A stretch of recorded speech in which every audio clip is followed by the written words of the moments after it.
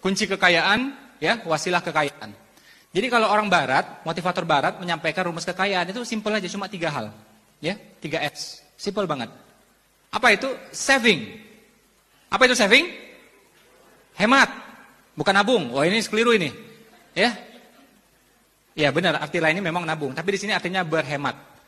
Ini saya kaget luar biasa, ya. Kaget luar biasa. Jadi ternyata Islam tidak pernah menganjurkan kita untuk menabung. Tunjukin dalilnya sama saya kalau ada. Yang ada cuma cadangan tunai. Itu ada, dianjurkan dalam Islam. 4 bulan dianjurkan. Tapi anjuran ada uang, tabung, tidak ada dalam Islam. Tunjukin sama saya kalau ada. Islam rasional banget. Kalau pengen kaya apa? Dagang. Kalau pengen kaya apa? Investasi. Tidak ada perintah untuk nabung. Guru kita bilang, kalau pengen kaya nabung. Kita lihat guru kita, ternyata nggak kaya juga dia. Ya, berarti ada yang salah ini. Ada yang salah dengan ini nih. Ya, dia bilang gini, dikit-dikit lama-lama jadi bosan. Nggak kaya-kaya, bosan kita nabung itu. Nabung, coba mohon maaf ya, bunga di bank berapa? 4%, 6%. Inflasi di Indonesia berapa? 10%. Gimana mau kaya coba? Islam rasional banget, dagang kalau nggak investasi. Ya, dagang kalau nggak investasi. Investasi artinya apa? Ada uang yang diputar, ngasih manfaat. Realnya gini, Islam ini konkret banget, real banget. Ya, jadi kalau agama yang ngajar kekayaan itu Islam yang sangat real, sangat konkret. Contoh, Anda punya uang 200 juta, Anda tabung, ya, Anda tabung, kena pertama inflasi 1, kedua kena zakat 2,5%, 200 juta dipotong 2,5 jutanya, berapa? Sekitar 5 juta. Jadi 5 jutanya langsung dipotong. Tapi 200 juta Anda putar dalam bisnis, untungnya 20 juta, yang kena zakat itu cuma 20 jutanya. Ya, 2,5 kali 20 juta. Jadi penaltinya lebih sedikit. Kurang lebih seperti itu. Ya, jadi Islam menghargai uang yang berputar. Ya, Islam menghargai uang yang berputar. Ketimbang diam seperti itu aja. Ya, makanya saya tidak ketemu dalil yang mengatakan disuruh nabung dalam Islam. Tidak ada. Ya, tidak ada sama sekali. Yang ada adalah cadangan tunai. Laki-laki baiknya menyiapkan cadangan tunai buat istrinya itu 4 bulan penafkahan. Biar istri itu tenang. Tapi kalau tiap tanggal 28 uang habis, uang 8 habis, nah itu pasti istri deg-degan itu, ya. Istri harus dibikin tenang, ya, karena istri punya namanya oksitosin, ya. Oksitosin itu hormon kasih sayang, hormon rahman rahim, ya. Kalau dia tenang, itu anak beres sama dia, rumah tangga beres sama dia. Tapi kalau dia deg-degan, kacau semuanya nih. Suami lihat dia juga nggak tenang, anak lihat dia nggak tenang, rumah tangga jadinya nggak enak. Nah, biar tenang, cobalah tanya ibu-ibu, itu ya, kalau lagi stres, ASI susah keluarnya, betul apa betul? Tapi kalau dia tenang, semuanya beres, lancar itu ASI. Saldo cukup, 12 bulan bahkan. Nah, berlian sebelah sini ada, oke? Properti ada. Udah pasti tenang tuh, nyusui pasti enak udah itu. Ya, makanya kalau mau romantis ya nggak cukup tuh, romantis kasih bunga, nggak cukup. Kalau mau romantis, kasih bunga sekalian tamannya dan rumahnya, itu baru romantis. Ya, itu baru romantis. Wanita boleh cari nafkah, tapi tidak ada keharusan, tidak ada anjuran. Wajib tidak, sunnah tidak. Hukumnya apa? Cuma mubah. Tapi laki-laki mesti fight cari nafkah. Makanya laki-laki dapat warisan 2 kali lipat. Kenapa? Itu buat menafkahi ya wanita-wanita di sekitarnya. Ibunya, istrinya, putri-putrinya, saudari-saudarinya.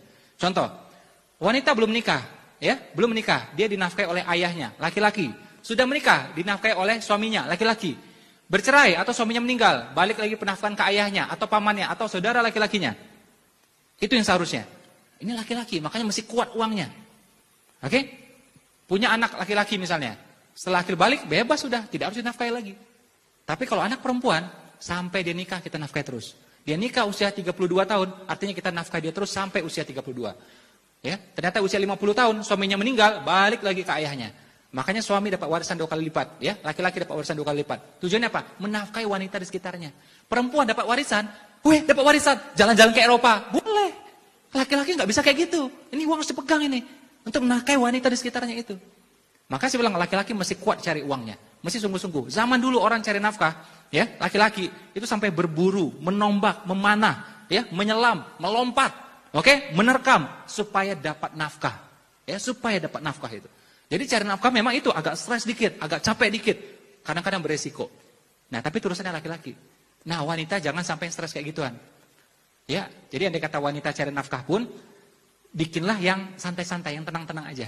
Jangan sampai stres. Kalau stres, kasih ke laki-laki, kasih ke suaminya. Makanya kalau laki-laki dibanding wanita, wanita tidak harus bisa cari uang. Yang penting apa? Bisa minta uang. Itu aja. Bisa minta uang itu aja udah cukup. Ya. Ada juga wanita yang jenisnya jago nyari uang. Jago banget nyari uang. Suaminya udah sembunyiin uang, dia bisa ketemu, dicari sama dia. Ya. Itu jago cari uang itu, ya. Suaminya pas tahu langsung bilang, ini uang sial ini. Ini uang sial. Udah capek-capek disembunyikan, ketemu juga uang sial berarti udah itu. Sial beneran sudah itu, ya. Nah, jadi itu saya bilang, memang kadang-kadang rumah tangga itu rumit sedikit, ya. Rumah tangga rumit itu wajar. Kalau rumah tangga sederhana, semua itu bukan rumah tangga, tapi rumah makan itu. Oke? Ada yang ketawanya 2 menit kemudian gitu ya. Nah, itu micin efek ya. Nah. Jadi memang seperti itu. Laki-laki mesti kuat cari nafkahnya. Oke? Berhemat ini perintah buat dua-duanya, laki-laki dan perempuan, tapi lebih utama buat perempuan. Karena perempuan itu sifatnya yang menjaga. Hartanya suami, hartanya keluarga, ya, anak itu wanita yang menjaga. Jadi berhemat lebih banyak ke perempuan. Walaupun ini tidak gampang bagi perempuan. Karena perempuan manapun pasti hobi shopping. Miskin sekalipun hobi dia shopping. Ya, nggak punya uang misalnya, uangnya sedikit, ya udah pergi ke mall cari murah-murah, karet gelang lah, apalah gitu kan. Nah, pokoknya belanja aja udah gitu. Ya, betul ini. Nah, iya pasti. Kalau wanita sehat normal pasti hobi shopping. Ya, dia ada masalah, nangis, dipeluk nggak diam. Ya, dicium nggak diam. Ajak ke mall, langsung lincah banget dia itu. Itu fitrahnya wanita. Jadi kalau Anda melarang wanita untuk shopping, nggak bisa. Anda debat sama wanita, itu persis kayak install software. Nggak mungkin menang debat. Harus dibilangnya yes saja, yes. Itu aja udah tuh. Kalau nggak ke-install itu ya. Baru bisa jalan semuanya itu. Nah, artinya apa? Tinggal diarahin wanitanya supaya shoppingnya untuk keluarga, untuk rumah tangga, dan diatur budgetnya. Cuma itu. Kalau dilarang, nggak mungkin. Oke? Dilarang nggak mungkin. Diarahin aja. Ya, diarahin aja. Saving, hemat satu. Sekaya apapun Anda, berapapun income Anda, tapi nggak bisa saving, nggak bisa hemat, nggak bakal kaya. Nggak bakal kaya. Ya, karena bocor terus dia. Bocor terus. Dan barang tuh nggak ada selesai-selesainya. Tas, Kate Spade 4 juta, Michael Kors 5 juta. Naik lagi, ya, Gucci 6 juta. Kapan selesainya coba? Louis Vuitton 12 juta. Ya. Selesai Louis Vuitton? Enggak, ada lagi yang lebih tinggi lagi. Chanel 60 juta. Ya, selesai? Enggak, ada lagi YSL 80 juta. Ya, selesai? Enggak, ada lagi lebih tinggi. Hermes pun ada lagi macam-macam. Limited edition lah, inilah. Enggak selesai. Mau berapa M pun ada harga tasnya. Ada. Gitu. Ya, jadi kapan selesainya coba? Oke? Nah, jadi kitanya yang ngerem ya, kitanya yang ngerem. Saving, hemat. Yang kedua selling. Makanya orang kalau tidak suka selling, pasti hidupnya gitu-gitu aja. Kalau pengen perubahan, suka dengan selling, suka dengan dunia penjualan. Nah, saving itu ngerem. Selling itu ngegas. Dua-duanya masih ada. Yang cilaka rumah tangga, selling enggak ada, saving enggak ada. Kolaps itu pasti itu. Pasti ngutang aja hobinya itu udah. Ya? Dia enggak suka jualan, enggak suka nabung. Ya sudah, mau ngapain coba? Harusnya apa? Suka jualan, dapat untung, dapat profit. Dapat komisi, ini yang di saving. Nah, terjadilah selisihnya. Selisihnya diapain? Dijadikan shelter. Apa itu shelter? Tempat kita bernaung. Apartemen, rumah, ruko, apa saja. Ya, tempat kita bernaung. 3S, rumus kaya cuma ini. Cuma ini. Ya, kalau orang barat mengatakan ini. Tapi kalau kita tambah lagi ya, bersedekah, berbakti sama orang tua, oke? Duha, ya, dan macam-macam. Nah, itu rezeki juga. Tapi kalau orang barat, motivator barat cuma nyampaikan 3 hal ini saja kalau Anda pengen kaya. 3 ini saja, gak banyak-banyak. Saving, selling, shelter, cukup, kaya sudah. Nah kalau orang gak bisa jualan, gak mau jualan, apa yang mau di saving coba? Uang-uangnya gak ada, apa yang mau dihemat? Makanya ini mesti jalan sinkron semuanya. Sip? Mudah-mudahan nanti saya ketemu lagi ya, tidak ada lagi potongan muka-muka cicilan, udah gak ada lagi. Ya.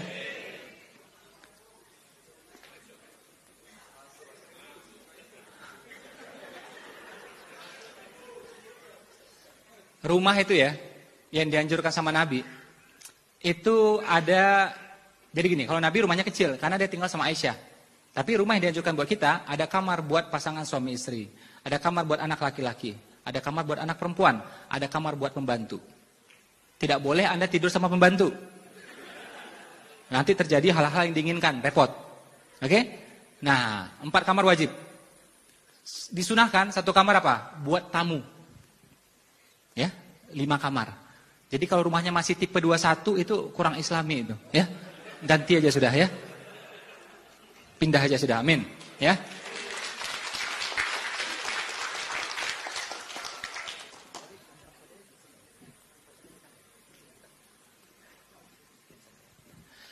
Jadi itu soal rumah. Soal perumahan, kata Umar, ya, jalan paling kecil kalau dikonversi zaman sekarang itu 3,5 meter. Jadi Umar sudah berpikir buat 1000 tahun ke depan. Kalau zaman dulu onta 1 meter juga muat. Tapi ini buat peradaban.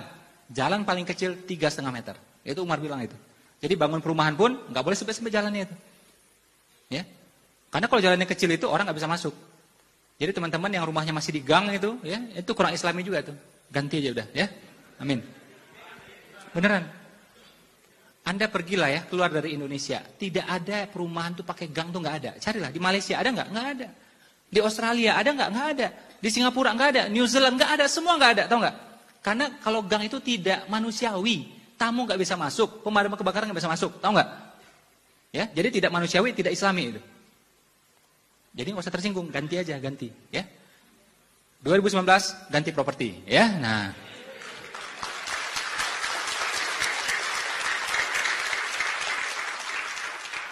Itu rumah, ya.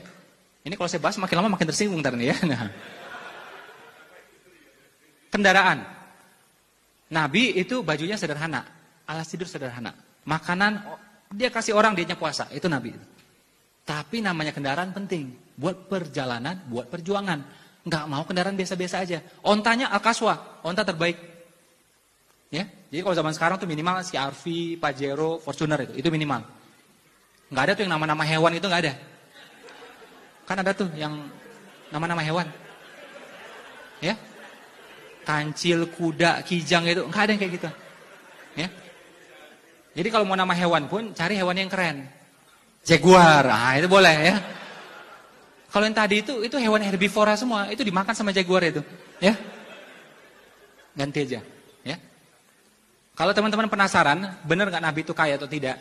Nanti pergi ke Museum Topkapi di Turki. Itu ada pedangnya Nabi berbalut emas dan berlian. Anda lihat, dan pedangnya bukan satu.